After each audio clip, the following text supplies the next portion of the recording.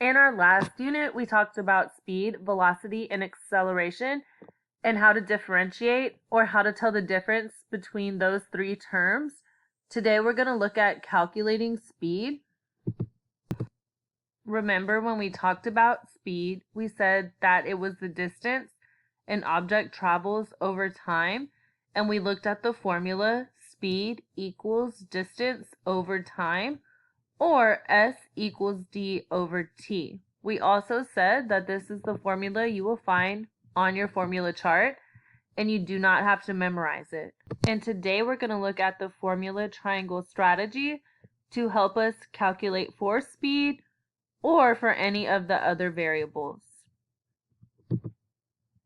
So here we take the formula and put it into the formula triangle. So we still have speed and distance over time. But in some problems, they may ask you to solve for distance or time instead, which is why this formula triangle can be helpful, and we'll take a closer look at that. Thinking of word problems, it's important to know what variables are given and what you have to solve for. So when you're reading problems, you have to look at units. Some common units for speed are miles per hour or minutes per second. Common units for distance are miles and meters. And common units you'll see for time are hours and seconds. So now let's think how exactly to use this formula triangle. The first question says, how do you calculate the speed? So if you have a problem asking for speed, you would cover up this S, and it shows you have distance over time. So that tells us distance divided by time. So you divide the distance by the time. Next question says, how do you calculate the time? So you would come over to your formula triangle, cover up the T, and we have D over S. So since the D is over that S, that tells us to divide. So we would divide the distance by the speed to solve for the time. So our last question says, how do you calculate the distance? So on your formula triangle, you would cover up the D, and you see the S and the T right next to each other. So that tells us we would multiply the speed by the time. Now we'll look at a couple examples before going into our guided practice. You will get a calculator for these problems, and you will get one on your test. And the first example says, Mia cycles for 3 hours at a speed of 40 kilometers per hour.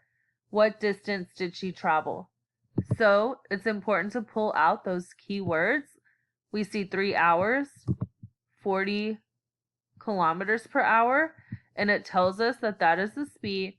And then the question says, what distance did she travel? So I'm going to write down what's given, the speed of 40 and the time of 3 hours, and fill that information into my formula triangle. So speed and time are given, so they go right next to each other, so I know I have to multiply those numbers to solve for the distance. So we have 40 times 3, and you can plug that into your calculator, and you would get 120 kilometers for your answer. Example number 2 says, a car travels a distance of 540 kilometers in 6 hours.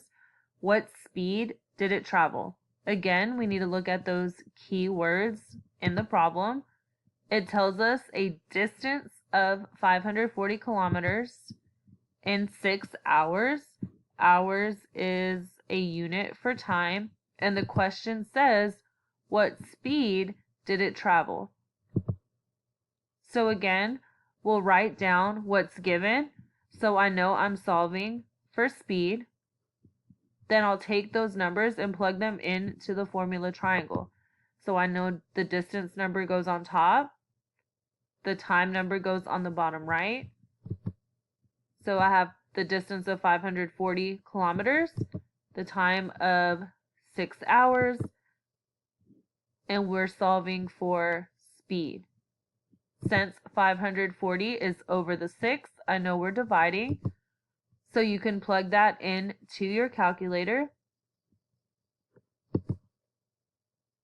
And you should get 90 kilometers per hour.